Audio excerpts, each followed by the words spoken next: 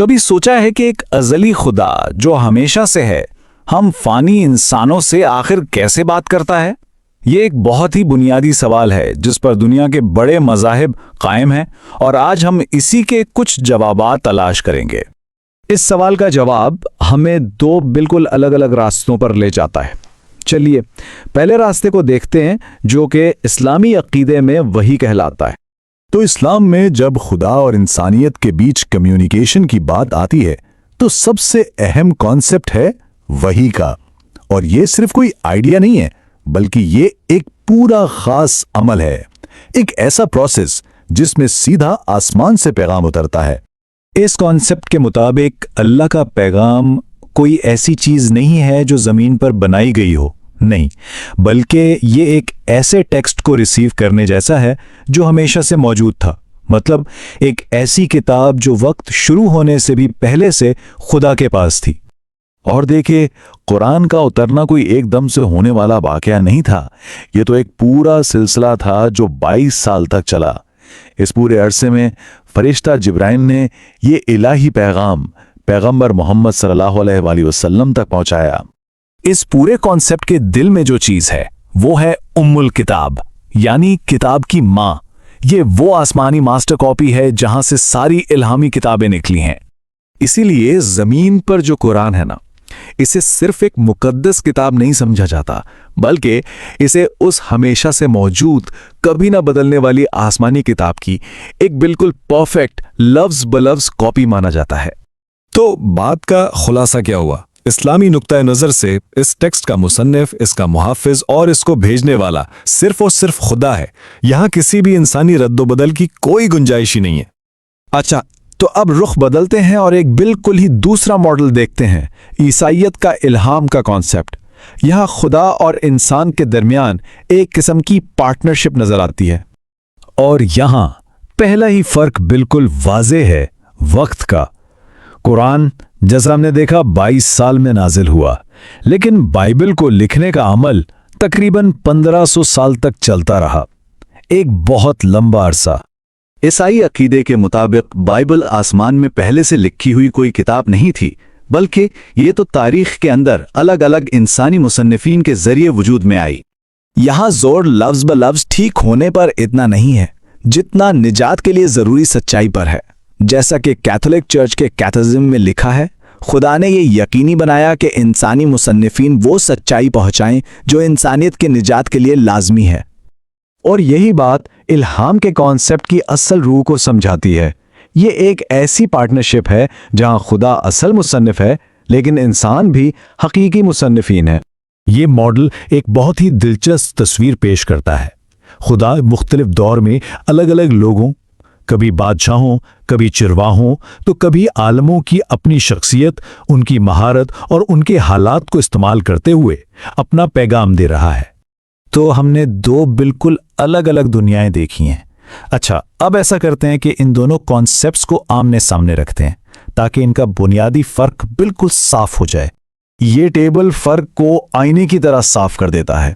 ایک طرف ہے قرآن، ایک ازلی کتاب جو سیدھی نازل ہوئی، دوسری طرف بائبل جو انسانی تاریخ کے اندر خدا اور انسان کی پارٹنرشپ سے لکھی گئی۔ ایک ماڈل میں انسان کا کردار پیغام لینے والے کا ہے، جبکہ دوسرے میں وہ لکھنے کے عمل میں شریک ہیں۔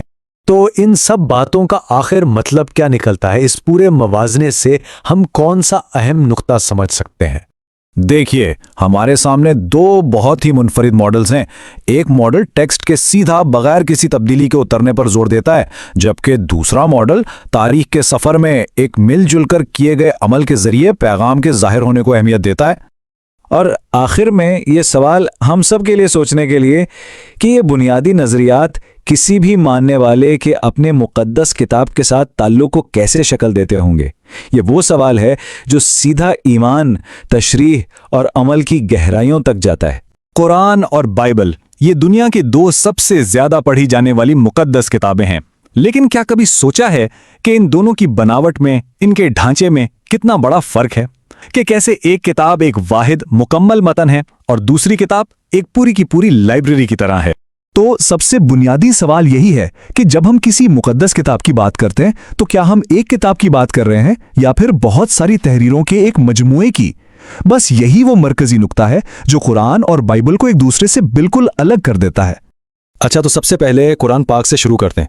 जब हम इसकी साख्त को देखते हैं ना, तो पहली और सबसे अहम बात जो सामने आती है वो ये है कि उसे एक वाहिद मुत्तहिदा मतन के तौर पर ही समझा जाता है। कुरान को एक वाहिद और मरबूत किताब माना जाता है। इसकी वजह क्या है? वजह यह है कि ये एक ही शख्सियत यानी हज़रत मोहम्मद सल्लल्लाहु अलैहि वसल्लम पर नाजिल हुई, और इसका जो लिसानी, तारीखी और जोग्राफियाई पस मंज़र है वो भी एक ही है। ये एक ऐसी मुकम्मल वही है जिसमें शुरू से आखिर तक एक हम आहंगी है। और हैरानी की बात यह है कि ये पूरी की पूरी वही सिर्फ 22 साल के अरसे में मुकम्मल हो गई। तारीखी तौर पर अगर देखें तो ये एक बहुत ही मुख्तसर और मरकूज दौरानिया है, ख़ास तौर पर जब हम इसका मुआवजा दूसरी मुकद्दस किताबों से करते हैं। अब ज़रा तस्वीर का दूसरा रुख देखते हैं। कुरान से हटकर जब हम बाइबल पर नज़र डालते हैं तो यहाँ हमें एक बिल्कुल ही मुख्तलिफ कहानी नज़र आती है। इसे एक किताब नहीं बल्कि एक पूरी लाइब्रेरी की तारीख कहना शायद ज़्यादा सही होगा। जे बाइबल को एक किताब समझने के बजाय इसे 66 अलग अलग तहरीरों का एक मजमुआ समझें। ये तहरीरें मुख्तलिफ लोगों ने अलग अलग ज़मानों में और बिल्कुल मुख्तलिफ जगहों पर लिखी थीं। तो ये एक किताब नहीं बल्कि अपने आप में एक पूरा अदबी ख़जाना है। और यहाँ वक्त का फ़र्क देखिए, कहाँ कुरान के 22 साल और कहाँ बाइबल की किताबें जो तकरीबन 1500 साल के तवील अरसे में लिखी गईं। ये एक बहुत ही बड़ा तारीख़ी फैलाव है जो कई सदियों और तहजीबों पर मुहित है। और मज़े की बात यह है कि बाइबल के एक मजमुआ होने का ख्याल खुद इसके नाम में ही छुपा हुआ है। लफ्ज़ बाइबल यूनानी ज़ुबान के लफ्ज़ बिब्लोए से निकला है, जिसका मतलब ही है किताबों का मजमुआ या तहरीरें। ये तो बहुत बाद में लातीनी ज़ुबान में जाकर इसे एक वाहिद लफ्ज़ के तौर पर इस्तेमाल किया जाने लगा, जिससे एक किताब का तस्वुर पैदा हुआ। तो खुलासा यह है कि कुरान एक वाहिद मरबूत किताब है जो सिर्फ 22 साल के अरसे में नाजिल हुई, जबकि बाइबल 66 मुख्तलिफ तहरीरों का मजमुआ है जो तकरीबन 1500 साल में मुरतब हुआ। ये बुनियादी फ़र्क इन दोनों सहीफ़ों को समझने के लिए बहुत बहुत अहम है। तो फिर यह सवाल पैदा होता है कि बाइबल की इस लाइब्रेरी को आखिर मुनज़्ज़म कैसे किया गया? मतलब कौन सी किताबें इसका हिस्सा बनी और कौन सी नहीं? इसी को कैनन कहते हैं, यानी वो किताबों का मजमुआ जिसे मुस्तनद माना जाता है। आइए देखते हैं कि ये कैसे तरतीब दिया गया है। सिर्फ पुराने अहदनामे यानी ओल्ड टेस्टमेंट को ही देख लें, उसके कम से कम 3 मुख्तलिफ वर्जन हैं। यहूदी रिवायत जिसे तनाख कहते हैं उसमें 24 किताबें हैं। प्रोटेस्टेंट मसीही उन्हीं किताबों को 39 में तकसीम कर देते हैं, जबकि कैथोलिक मसीहों के वर्जन में 7 इजाफी किताबें भी शामिल हैं जिन्हें अपोक्रिफा कहा जाता है। इससे अंदाज़ा होता है कि मुस्तनद किताबों का तस्वुर भी कितना मुख्तलिफ हो सकता है। और नए अहदनामे यानी न्यू टेस्टामेंट की कहानी भी कुछ ऐसी ही है। ये 27 अलग अलग दस्तावेजात का मजमुआ है जिन्हें मोटे तौर पर 3 हिस्सों में बांटा जा सकता है। 5 तारीखी किताबें, 21 तालीमी खतूत और एक किताब जो मुस्तकबिल की पेशीन गोइयों पर मबनी है। एक और बहुत बड़ा फ़र्क ज़बान का है। कुरान सिर्फ और सिर्फ एक ज़बान यानी कुरानी अरबी में नाजिल हुआ, जिसे एक मुकद्दस और कामिल ज़बान समझा जाता है। इसके बिल्कुल बरक्स बाइबल की जो असल तहरीरें हैं वो 3 मुख्तलिफ ज़बानों में लिखी गईं, इब्रानी, अरामी और यूनानी। ये चीज़ इसके मुतनव्वे तारीखी पसमंज़र को ज़ाहिर करती है। तो हमने देखा कि कुरान और बाइबल की बुनियादें और साख्त एक दूसरे से कितनी मुख्तलिफ हैं। ये सिर्फ किताबों की बनावट का फ़र्क नहीं है, बल्कि ये अपने मानने वालों के लिए 2 अलग अलग रूहानी सफ़र की तरफ भी इशारा करता है। तो आइए इस सारी बात को समेटते हैं। एक तरफ वहदत है तो दूसरी तरफ तनव्वो। एक तरफ एक ही मुस्तनद आवाज़ है तो दूसरी तरफ दर्जनों मुसन्निफीन हैं। एक तरफ सिर्फ 22 साल का मुख्तसर अरसा और दूसरी तरफ 1500 साल पर फैली हुई एक लंबी तारीख, और आखिर में एक मुकद्दस ज़बान मुकाबला 3 मुख्तलिफ तारीखी ज़बानें। और ये सारा तज्जिया हमें इस आखिरी और शायद सबसे अहम सवाल पर छोड़ जाता है कि किसी भी मुकद्दस किताब की शक्ल, चाहे वो एक वाहिद किताब हो या फिर एक मुतनव्वा लाइब्रेरी, वो अपने मानने वालों के अकीदे और ईमान पर किस तरह असरअंदाज हो सकती है। चले इस सवाल का जवाब 2 बड़ी इल्हामी किताबों बाइबल और कुरान के हवाले से तलाश करते हैं। अच्छा, तो सबसे पहले बात करते हैं मसीहियत की मुकद्दस किताब बाइबल की और देखते हैं कि वहाँ ज़बान को किस नज़र से देखा जाता है। देखें, सबसे पहली और शायद सबसे हैरान कुन बात यह है कि बाइबल किसी एक ज़बान में नहीं लिखी गई, नहीं, बल्कि ये कुल 3 अलग अलग ज़बानों में तहरीर की गई। ये ज़बानें थीं इब्रानी, आरामी और यूनानी। और सबसे दिलचस्प बात पता है क्या है? ये कोई ख़ास आसमानी या मुक़द्दस ज़बानें नहीं थीं, बल्कि अपने अपने दौर की आम बोलचाल की ज़बानें थीं जिनमें लोग रोज़मर्रा बातचीत करते थे। और यहीं से हमें मसीही इलाहियात का एक बुनियादी उसूल मिलता है। इस सोच के मुताबिक ज़ुबान जो है ना, वो सिर्फ एक बर्तन की तरह है, एक ज़रिया है जिसमें पैगाम डाला गया है। असल अहमियत पैगाम की है, उस बर्तन यानी ज़ुबान की नहीं। इसकी एक बेहतरीन मिसाल बाइबल लिखने वालों के पसे मंज़र में नज़र आती है। देखें, इनमें आमोस जैसा एक चरवाहा भी था, पतरस जैसा एक माहीगीर भी, और दूसरी तरफ पौलुस जैसा एक बहुत बड़ा आलिम भी। और जाहिर है इन सब के लिखने का अंदाज एक दूसरे से बिल्कुल मुख्तलिफ था। बस इसी वजह से बाइबल में हमें तहरीर के बहुत से रंग मिलते हैं। एक तरफ तो ज़बूर जैसी आला पाए की शायरी है, तो दूसरी तरफ नसबनामे और सरकारी ख़तों किताबत जैसी बिल्कुल आम और सादा तहरीरें भी इसी किताब का हिस्सा हैं। यहाँ तक कि जो असल मतन में कहीं कहीं ग्रामर की छोटी मोटी खामियां हैं ना, वो भी कलीसिया के लिए कभी मसला नहीं बने। क्यों? क्योंकि जोर हमेशा पैगाम को समझने पर रहा, ज़बान की बारीकियों पर नहीं। चलिए अब ज़रा तस्वीर का दूसरा रुख देखते हैं, एक ऐसा नज़रिया जो इससे बिल्कुल मुख्तलिफ है। बात करते हैं इस्लाम में कुरान की ज़ुबान के मकाम की। इस्लामी नुक्ता नज़र को समझने के लिए अबू हर्ब का ये कौल बहुत अहम है। ये कुरान के लसानी एजाज के तस्वुर को सामने लाता है, यानी ये अकीदा कि कुरान की ज़ुबान इतनी बेमिसाल और मोजज़ाती है कि इस जैसा कलाम बनाना इंसान के बस की बात ही नहीं है। और ये तस्वुर उस वक्त और भी गहरा हो जाता है जब हम ये देखते हैं कि कुरान अपने हर जुमले को आयत कहता है। आयत का मतलब सिर्फ एक जुमला नहीं, बल्कि खुदा की निशानी है, यानी हर आयत अपने आप में एक मौजिज़ा है। जैसा कि हान ज़रकर बताते हैं, ये नज़रिया बहुत शुरू में ही मुस्लिम उलमा में पुख्ता हो गया था कि कुरान की ज़बान हर लिहाज से कामिल है और इसकी नकल मुमकिन ही नहीं है। मतलब इसका अदबी मेयार इतना बुलंद है कि कोई उस तक पहुँच ही नहीं सकता। तो इस अक़ीदे का नतीजा क्या निकला? इसने अरबी ज़ुबान को पूरी इस्लामी दुनिया में एक मरकज़ी और फैसला कुन हैसियत दे दी। ये माना गया कि भले अरबी खुदा की ज़ुबान ना हो, लेकिन ये खुदा के कलाम को इंसानों तक पहुंचाने के लिए सबसे बेहतरीन और कामिल ज़रिया ज़रूर है। तो अब तक हमने दो बिल्कुल अलग अलग नज़रियात को समझा है। चलें अब इन दोनों को आमने सामने रखकर देखते हैं ताकि फ़र्क बिल्कुल साफ हो जाए। तो फ़र्क क्या है? पहला, बाइबल के नज़दीक ज़बान पैगाम का एक ज़रिया है, जबकि कुरान के नज़दीक ज़बान खुद मोजिज़े का एक लाजमी हिस्सा है। दूसरा, बाइबल 3 आम ज़बानों में है, जबकि कुरान सिर्फ एक ज़बान यानी अरबी में। तीसरा, बाइबल का अदबी अंदाज बहुत मुख्तलिफ और मुतनव्वे है, जबकि कुरान का उसलूब कामिल और बेमिसाल समझा जाता है। और आखिर में इसी वजह से बाइबल का तर्जुमा कबूल किया जाता है, जबकि कुरान के तर्जुमे को असल मतन नहीं बल्कि इसकी सिर्फ एक तशरीह या तफसीर माना जाता है। अच्छा, तो इस सारे मवाज़ने से हम आखिर किस नतीजे पर पहुंचते हैं? इसका मतलब क्या है? खुलासा ये है कि ज़बान के बारे में ये दोनों नज़रियात दरअसल वही यानी इल्हाम के दो बिल्कुल अलग तसव्वुरात को ज़ाहिर करते हैं। एक तसव्वुर ये है कि खुदा का पैगाम इंसानी ज़बान और इंसानों के ज़रिए हम तक पहुंचता है, जबकि दूसरा तसव्वुर ये है कि खुदा का कलाम बराह रास्त एक कामिल और मौजिज़ाती ज़बान की शक्ल में नाजिल होता है। और आखिर में ये सवाल हमारे सोचने के लिए रह जाता है कि ज़बान और पैगाम का ये जो गहरा ताल्लुक है, ये खुद इल्हाम या वही के हकीकत के बारे में हमें मज़ीद क्या सिखा सकता है? असल सवाल ये है कि क्या मुकद्दस अल्फाज की असल ताकत उनकी आवाज़ में है या फिर उनके मानी में? आइए इसी सवाल की गहराई में उतरते हैं। अच्छा, तो सबसे पहले इस्लाम की बात करते हैं, जहां मुकद्दस किताब की जो असल ज़ुबान है ना, उसे एक बहुत ही ख़ास मुकाम दिया गया है।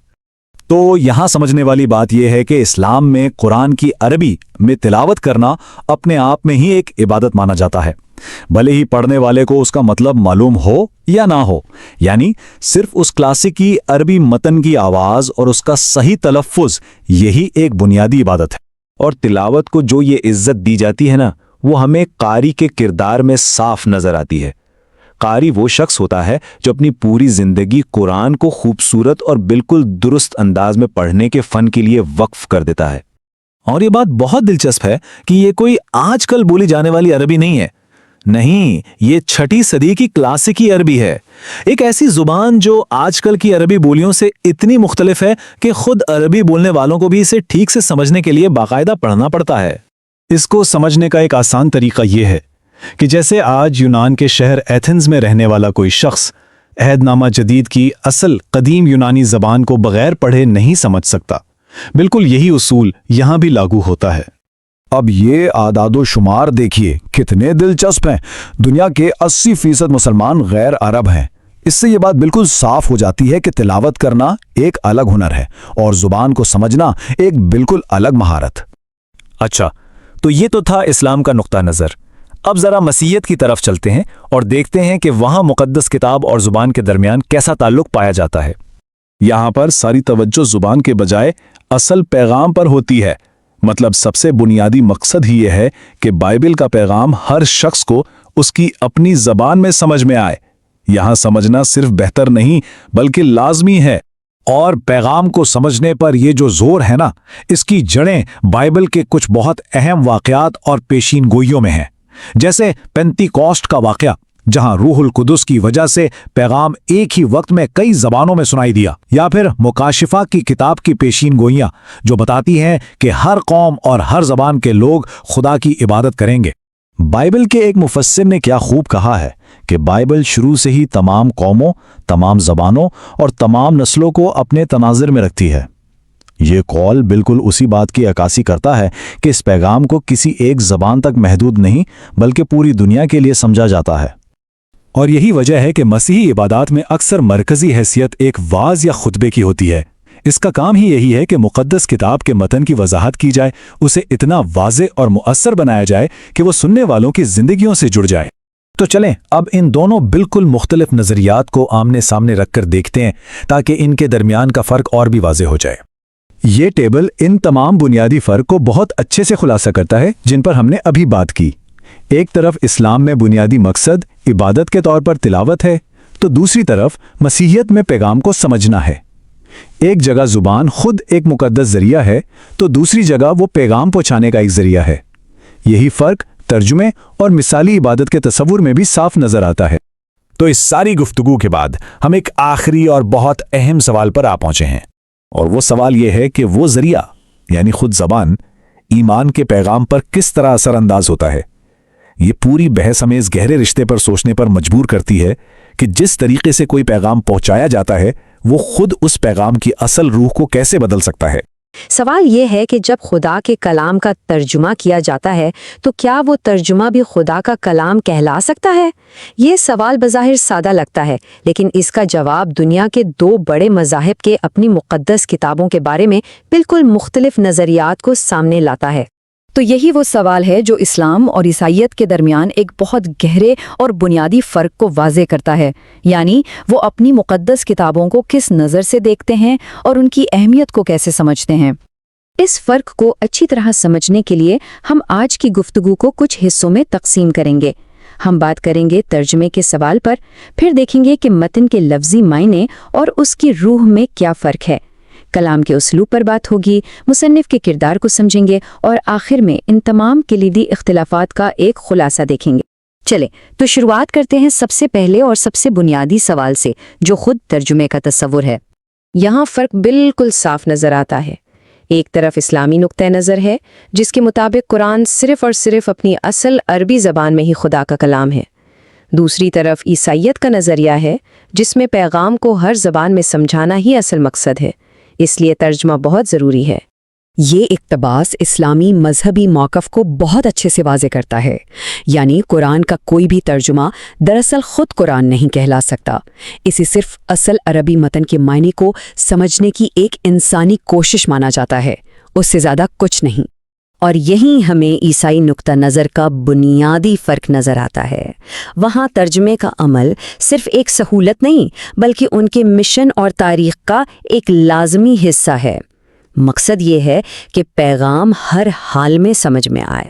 اور اس نظریے کی جڑیں ہمیں نئے عہد نامے کے بنیادی واقعات اور تعلیمات میں ملتی ہیں، جیسے پینتیکوست کے دن کا واقعہ جب کئی زبانوں میں گواہی دی گئی، یا پھر پولس رسول کی وہ تنبیہ کہ ایسی زبان میں عبادت نہ کی جائے جو سمجھ نہ آئے، یہاں تک کہ 4 مختلف اناجیل کا ہونا بھی اسی بات کی طرف اشارہ ہے کہ پیغام کو مختلف لوگوں کے لیے قابل فہم بنایا گیا ہے۔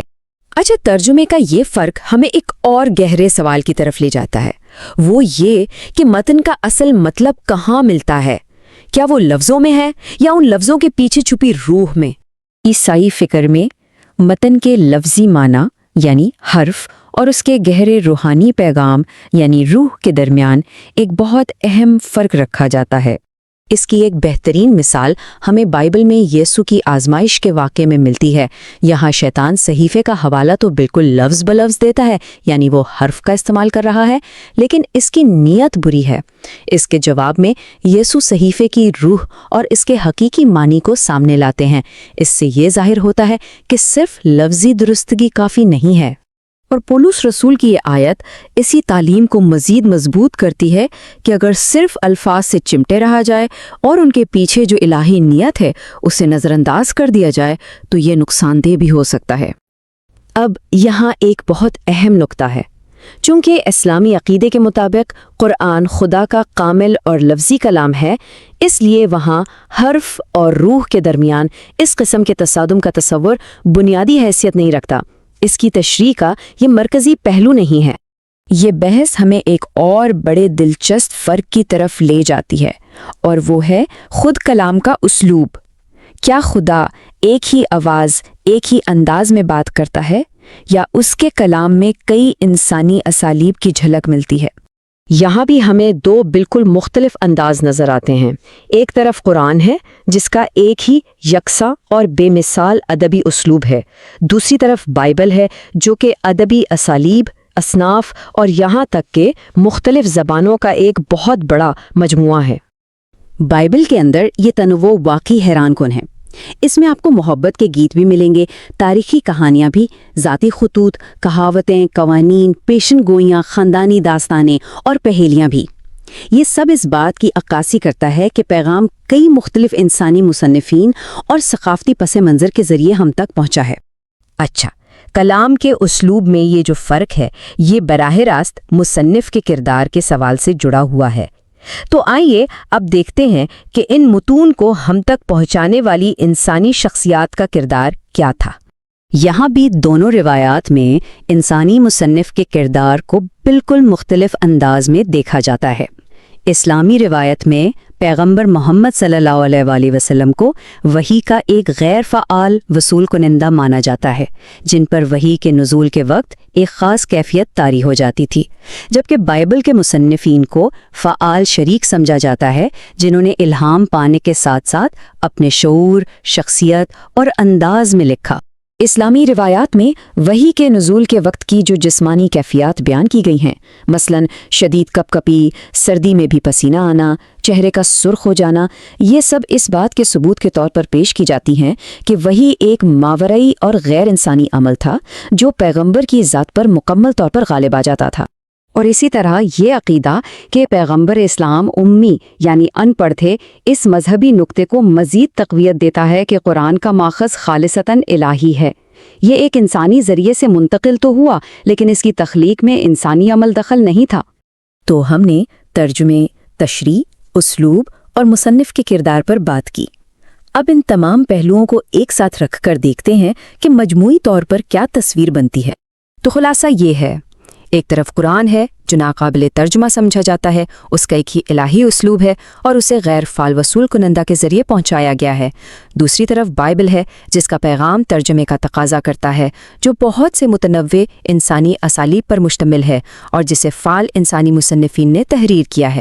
اور یہ ساری گفتگو ہمیں ایک آخری گہری سوچ پر چھوڑ جاتی ہے کہ مقدس کتابوں کے بارے میں یہ مختلف نظریات دراصل خدا اور انسان کے درمیان رابطے کی نوعیت کے بارے میں 2 مختلف تصورات کی طرف اشارہ کرتے ہیں۔